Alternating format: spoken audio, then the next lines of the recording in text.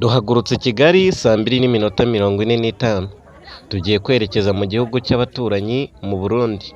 Ni Vestina ndetse na Dorcas. Twavuye ku mashuri tariki 18 z'uku kwezi kwa 12, turi kwitegura gusoza umwaka neza wa 2023 tukinjira mu mwaka wa 2024. Hari imwe mu mihigo dufite.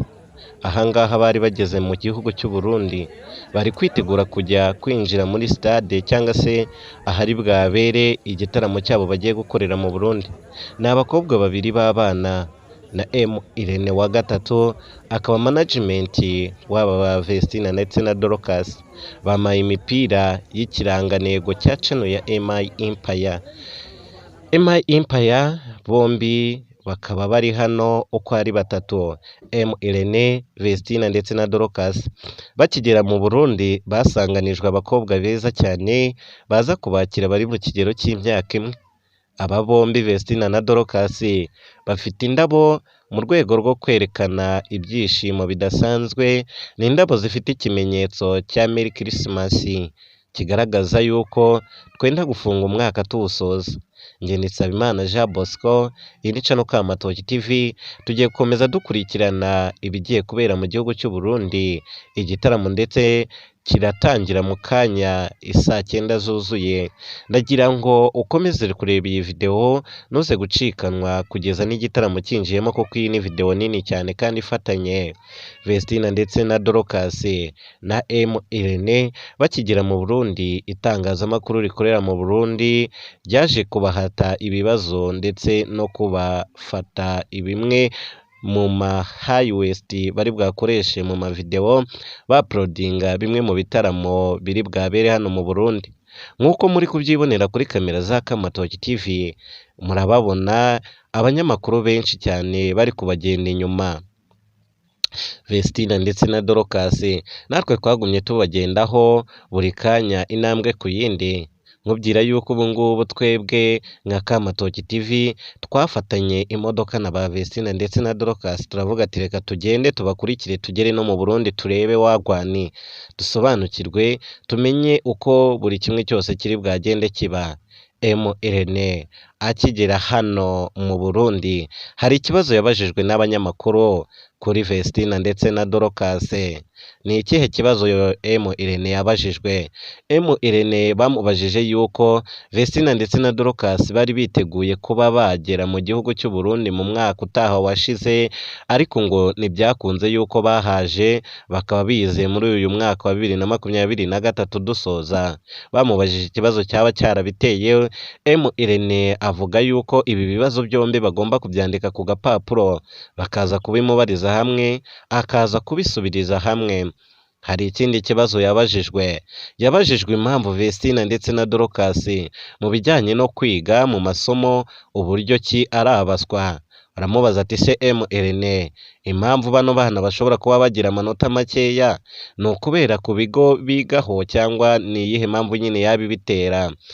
Irene yasubije agira ati wahindura byinshi ku muntu ariko ubwenge bwo nta wabuhindura, ubwo nyine niyo karemano yabo, cyane yuko bafite n'ibindi byinshi baba bari gutekerereza abantu benshi, birimo nk'ibihangano baba bari gutekereza kuzaza bagashyira hanze. Irene agisubiza kino kibazo bamubajije avuga yuko ngo mu mitwe yabo hari hibereyemo indirimbo. Baramubajije ati se uri guteganya kubakorera iki mu gihe amasomo yaba yabananiye kandi uzi ko kuririmba babishoboye? Uzabakura mu ishuri baze baririmbe cyangwa uzabareka bagumye bige? Intego ya Irene yavuze yuko ngo igisubizo atari ukubakura mu ishuri, ari ukubareka bakiga, cyane yuko ngo hari bimwe batsindwa ariko hakaba hari n'ibyo batsinda, ngo ibyo batsinda rero bagomba kuzagumya babitsinda kugeza bashoje kaminuza yisumbuye.